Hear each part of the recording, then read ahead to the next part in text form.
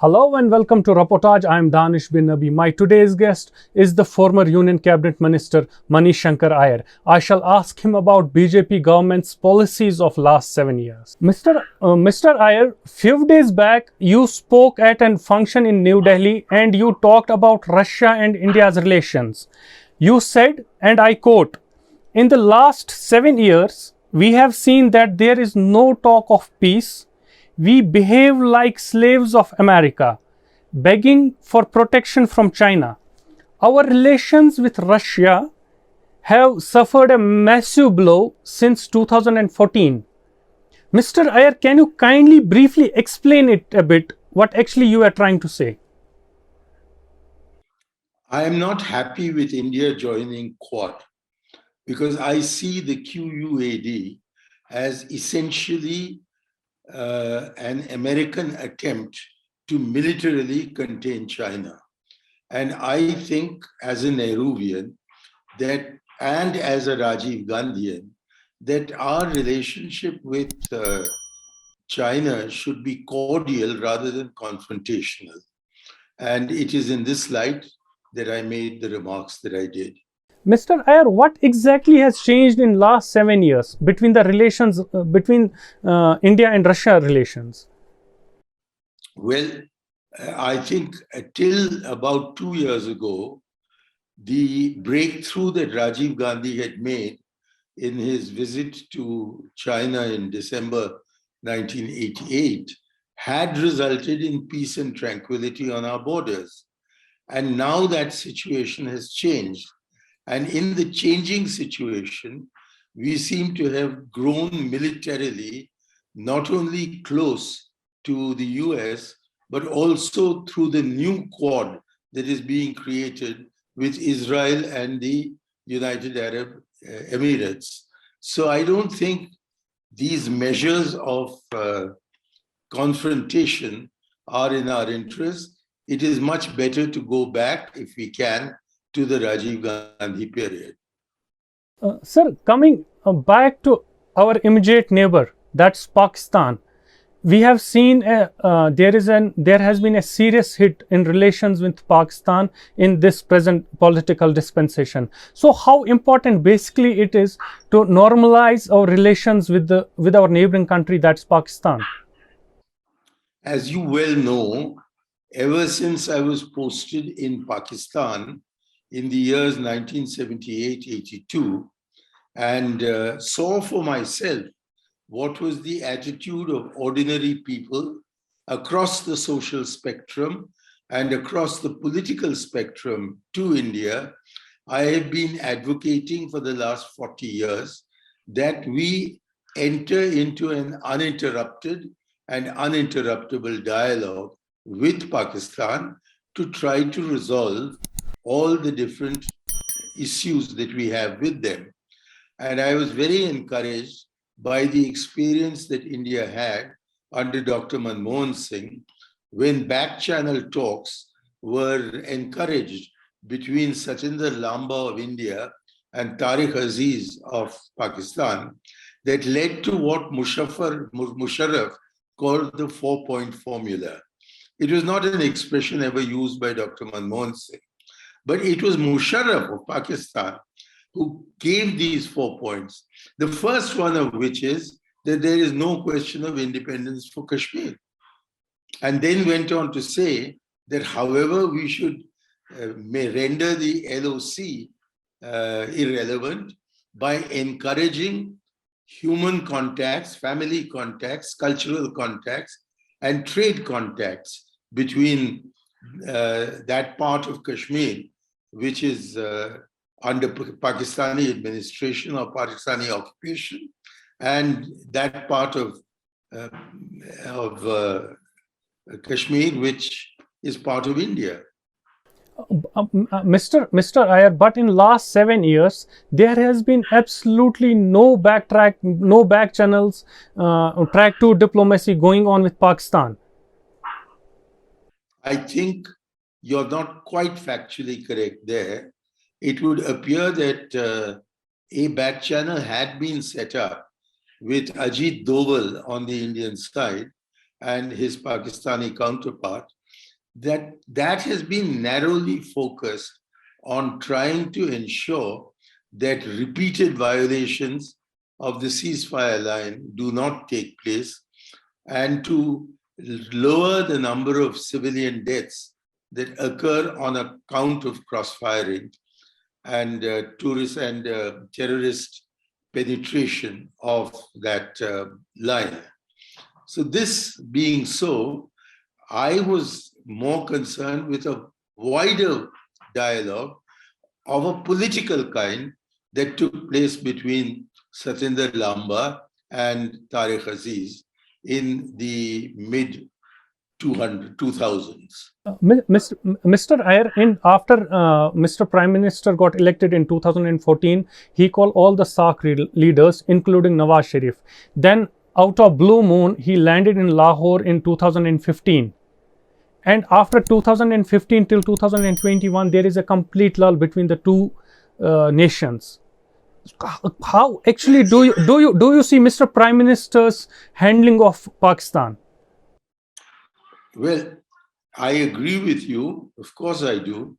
That when he invited the other 7 South Asian prime ministers to his inauguration, Nawaz Sharif did accept that invitation. And it was then agreed that there would be substantive resumption of the comprehensive dialogue between India and Pakistan. But just before the Indian Foreign Secretary was to leave for Islamabad in around the 3rd week of August 2014, the Prime Minister suddenly reversed Atal Bihari Vajpayee's policies and said that if the Pakistanis had any contact at all with the Hurriyat, then there could not be a dialogue. And this was what sabotaged his own effort. So he sabotaged his own effort. And then in 2015, after he dropped in without any preparation for what was a social call to give his blessings to Nawaz Sharif's granddaughter on her wedding, there was no further discussion because those in Pakistan who are opposed to a dialogue with India undertook a terrorist raid. And the Pakistani reaction to India's complaint on that terrorist raid was not found satisfactory. Then we had Pulwama, and now for the last, effectively, for the whole of the Prime Minister's current regime, we have not had any dialogue with Pakistan, and I think that is not in our country's interest. Mr. Aiyar, coming back to India, how do you see Modi government of last 7 years? How do you explain it in your own words? What actually has happened in last 7 years in India? Well, one of the worst things that has happened is the reading down of Articles 370 and 35A of the Constitution. It has resulted in the current government of India capturing the territory of Kashmir, but alienating the people of Kashmir. Now, we can't covet the territory of Kashmir without also wanting to assimilate the people of Kashmir. And the reaction in the state of Jammu, the old state of Jammu and Kashmir, and particularly in the valley of Kashmir, has been so against the reading down of Article 370 that, in effect, instead of granting to Kashmiris all the rights to which any Indian citizen is entitled by the Constitution, these rights have been denied to Kashmiris ever since the 5th of August 2019. And our courts have been sleeping on the issue. And so I believe that we are very much more alienated from Kashmir today than we were before Dr. Shri Narendra Modi became the Prime Minister. And in the country as a whole, because of this basing of politics on a particular community and the majoritarianism that has followed, it has adversely affected harmony and tranquility within our country. Mr. Aiyar, what in your view led to the dilution of Article 370? Was it necessary? Why was it diluted? Well, my personal view is that Article 370 should not have been withdrawn, and that if we come back to power, if we ever do, that is, we should try and restore either Article 370 itself or some version of Article 370 and 34A that are negotiated with representatives of the former state of Jammu and Kashmir and meet the requirements of the 21st century, given that Article 370 was passed in 1949. And Mr. Aiyar, do you think that you would come back to power given the election machinery that BJP has with them? Inshallah, that's all I can say. I don't think it is because of BJP having captured the election machinery. I think it is because our own party has lost its cohesion, its leadership powers, and we are not succeeded in building a nationwide coalition, at least not yet. But nevertheless, I do hope the secular spirit of the Constitution will once again prevail, and that will come about through a grand alliance of these secular parties.